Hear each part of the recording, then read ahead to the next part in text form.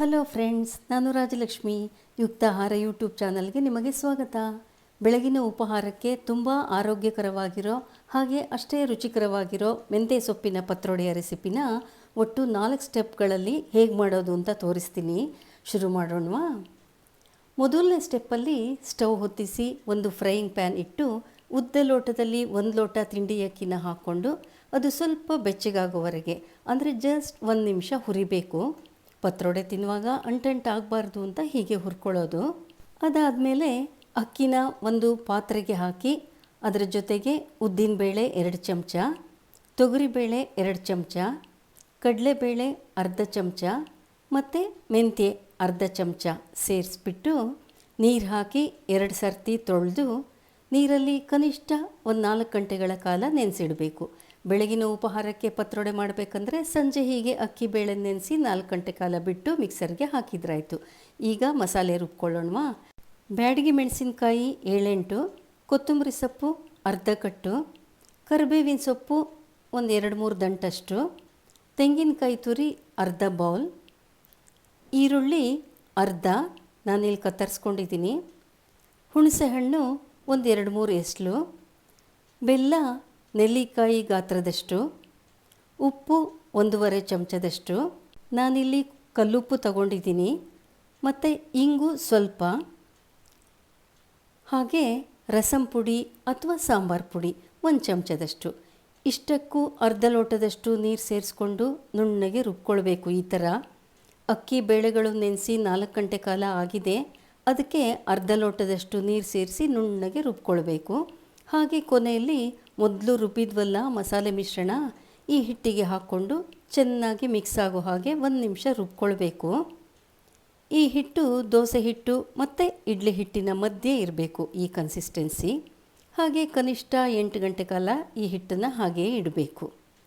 ಇನ್ನು 2ನೇ ಸ್ಟೆಪ್ ಅಂದರೆ ಮರುದಿನ ಬೆಳಿಗ್ಗೆ 3 ಕಟ್ಟು ಮೆಂತ್ಯ ಸೊಪ್ಪನ್ನು ತಗೊಂಡು ಸೊಪ್ಪು ಮತ್ತು ಎಳೆದಂಟಿನ ಭಾಗವನ್ನು ಬಿಡಿಸಿ ತೊಳೆದು ಅದರ ನೀರೆಲ್ಲ ಹೋಗೋ ಹಾಗೆ ಶೋಧಿಸ್ಕೊಂಡು ಸಣ್ಣಗೆ ಹೆಚ್ಕೊಳ್ಬೇಕು. ಹಾಗೆ ಈರುಳ್ಳಿ ಮತ್ತು ಕರಿಬೇವನ್ನು ಹೆಚ್ಕೊಳ್ಬೇಕು. ನಂತರ ಸ್ಟವ್ ಹೊತ್ತಿಸಿ ದಪ್ಪ ತೆಳದ ಬಾಣಲೆ ಇಟ್ಟು 1 ಚಮಚ ಎಣ್ಣೆ ಹಾಕಬೇಕು. ನಂತರ ಸಾಸಿವೆ ಕಾಳು ಹಾಕಿ ಅದು ಸಿಡಿದಾಗ ಈ ಹೆಚ್ಚಿಟ್ಟಿದ್ದ ಮೆಂತ್ಯ ಸೊಪ್ಪನ್ನು ಹಾಕಬೇಕು. 1-2 ನಿಮಿಷ ಮೆಂತ್ಯ ಸೊಪ್ಪನ್ನು ಫ್ರೈ ಮಾಡಬೇಕು. ಸೊಪ್ಪು ದಂಟೆಲ್ಲ ಚೆನ್ನಾಗಿ ಬೆಂದ ಮೇಲೆ ಒಂದು ಅರ್ಧ ಚಮಚದಷ್ಟು ಉಪ್ಪು ಹಾಕಿ ಇನ್ನೂ ಸ್ವಲ್ಪ ಚೆನ್ನಾಗಿ ಮಿಕ್ಸ್ ಮಾಡಿ ಪೂರ್ತಿ ತಣದ ಮೇಲೆ ಅದನ್ನು ಹಿಟ್ಟಿಗೆ ಹಾಕಿ ಹಾಗೆ ಸ್ವಲ್ಪ ಅರಿಶಿನ ಕೂಡ ಹಾಕಿ ಚೆನ್ನಾಗಿ ಮಿಕ್ಸ್ ಮಾಡಬೇಕು. ಈ ಸೊಪ್ಪನ್ನು ಕತ್ತರಿಸಿ ಫ್ರೈ ಮಾಡಿ ತಣದ ಮೇಲೆ ಹಿಟ್ಟಿಗೆ ಹಾಕೋದು ಅಂದರೆ ಬ್ರೇಕ್ಫಾಸ್ಟ್ ತಯಾರಿಸೋಕ್ಕೆ ಗಡಿಬಿಡಿ ಆಗುತ್ತೆ ಅನ್ನೋರು ಹಿಂದಿನ ದಿನವೇ ಸೊಪ್ಪನ್ನೆಲ್ಲ ಬಿಡಿಸಿ ಹೀಗೆ ಫ್ರೈ ಮಾಡಿ ತಣ್ಣಗಾದಾಗ ಒಂದು ಬಾಕ್ಸಿಗೆ ಫ್ರಿಜ್ಜಲ್ಲಿ ಹಾಕಿಟ್ಕೊಂಡ್ರೆ ಆಯಿತು. ಬೆಳಗ್ಗೆ ಅದನ್ನು ಫ್ರಿಜ್ಜಿಂದ ತೆಗೆದು ಹಿಟ್ಟಿಗೆ ಹಾಕಿ ಮಿಕ್ಸ್ ಮಾಡಿಕೊಂಡ್ರೆ ಆಯಿತು. ಇನ್ನು 3ನೇ ಸ್ಟೆಪ್ ಅಂದರೆ ಕುಕ್ಕರ್ ಒಳಗಡೆಗೆ ಇಡೋವಂಥ ಬಟ್ಲಿಗೆ 1-2 ಹನಿ ಎಣ್ಣೆ ಸವರ್ಕೊಂಡು ಹಿಟ್ಟನ್ನು ಬಟ್ಲಿಗೆ ಹಾಕಬೇಕು. ನಂತರ ಸ್ಟವ್ ಹೊತ್ತಿಸಿ ಕುಕ್ಕರ್ ಇಟ್ಟು ತಳಕ್ಕೆ ನೀರು ಹಾಕಿ ಒಂದು ಪ್ಲೇಟ್ ಇಟ್ಟು ಈ ಹಿಟ್ಟು ಹಾಕಿದಂಥ ಪಾತ್ರೆನ ಕುಕ್ಕರ್ ಒಳಗಡೆ ಇಡಬೇಕು. ಮುಚ್ಚಳ ಮುಚ್ಚಿ 1 ಲೋಟನ ಮುಚ್ಚಿ 10 ನಿಮಿಷಗಳ ಕಾಲ ಹೈ ಫ್ಲೇಮಲ್ಲಿ ಬೇಯಿಸ್ಕೊಳ್ಬೇಕು. ಈಗ ಕೊನೆಯ ಸ್ಟೆಪ್ ಅಂದರೆ 4ನೇ ಸ್ಟೆಪ್ಪು. 10 ನಿಮಿಷದ ನಂತರ ಹೀಗೆ ಬೆಂದಿರುತ್ತೆ.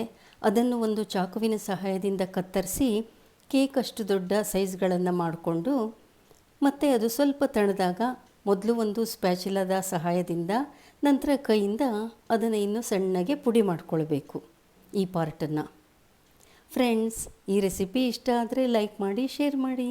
ನನ್ನ ಚಾನಲ್ಗೆ ಇನ್ನೂ ಸಬ್ಸ್ಕ್ರೈಬ್ ಆಗಿಲ್ಲ ಅಂದರೆ ಸಬ್ಸ್ಕ್ರೈಬ್ ಮಾಡಿಕೊಂಡು ಬೆಲ್ ಐಕಾನ್ ಒತ್ತಿದರೆ ನನ್ನ ಮುಂದೆ ಬರೋ ವೀಡಿಯೋಗಳೆಲ್ಲ ನಿಮಗೆ ತಲುಪುತ್ತೆ. ಈಗ ಮತ್ತೆ ಬಾಣಲೆ ಇಟ್ಟು 3 ಚಮಚ ಎಣ್ಣೆ ಹಾಕಬೇಕು. ಕಡಲೆಬೇಳೆ 1 ಚಮಚ, ಉದ್ದಿನಬೇಳೆ ಅರ್ಧ ಚಮಚ ಹಾಕಿಬಿಟ್ಟು ಸಾಸಿವೆ ಕಾಳನ್ನು ಹಾಕಿ ಅದು ಸಿಡಿದಾಗ ಹೆಚ್ಚಿಟ್ಟ ಈರುಳ್ಳಿ ಮತ್ತು ಕರಿಬೇವು ಹಾಕಬೇಕು. ಹಾಗೆ ಅರಿಶಿನ ಕೂಡ ಹಾಕಬೇಕು. ಈರುಳ್ಳಿ ಎಣ್ಣೆಯಲ್ಲಿ ಬಾಡಿದ ನಂತರ 1-2 ನಿಮಿಷಕ್ಕೆಲ್ಲ ಈರುಳ್ಳಿ ಬಾಡುತ್ತೆ.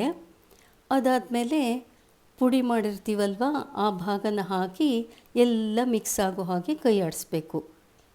ಈ ಥರ ಪುಡಿ ಮಾಡಿರೋ ಭಾಗನ ಹಾಕಬೇಕು.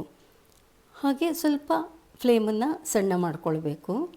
ಈರುಳ್ಳಿ ಜೊತೆಗೆ ಇದು ಚೆನ್ನಾಗಿ ಮಿಕ್ಸ್ ಆಗಲಿ. 1-2-3 ನಿಮಿಷ ಕೈ ಆಡಿಸಿದ ನಂತರ ಕೊನೆಯಲ್ಲಿ ಒಂದು 3-4 ಚಮಚದಷ್ಟು ಕಾಯಿ ತುರಿನ ಹಾಕ್ಕೊಳ್ಬೋದು. ಈ ಕಾಯಿ ತುರಿ ಆಪ್ಷನಲ್ಲು, ಬೇಕಂದರೆ ಹಾಕ್ಕೊಳ್ಬೋದು, ಇಲ್ಲಾಂದರೆ ಸ್ಕಿಪ್ ಮಾಡ್ಬೋದು. ಈಗ ಆರೋಗ್ಯಕರವಾದ ರುಚಿಕರವಾದ ಮೆಂತ್ಯ ಸೊಪ್ಪಿನ ಪತ್ರೊಡೆ ತಿನ್ನೋಕ್ಕೆ ತಯಾರಾಗಿರುತ್ತೆ. ಇದು ತಣಿದ ಮೇಲೂ ಕೂಡ ತುಂಬ ಸಾಫ್ಟಾಗಿಯೇ ಚೆನ್ನಾಗಿರುತ್ತೆ. ಹಾಗಾಗಿ ಲಂಚ್ ಬಾಕ್ಸಿಗೆ ತೊಗೊಂಡು ಹೋಗೋಕ್ಕೂ ತುಂಬ ಸೂಕ್ತವಾಗಿರುತ್ತೆ. ಇಷ್ಟು ಪದಾರ್ಥಗಳನ್ನು ಉಪಯೋಗಿಸಿದರೆ 3 ಜನಕ್ಕೆ ಸರ್ವ್ ಮಾಡೋಷ್ಟು ರೆಡಿಯಾಗಿರುತ್ತೆ.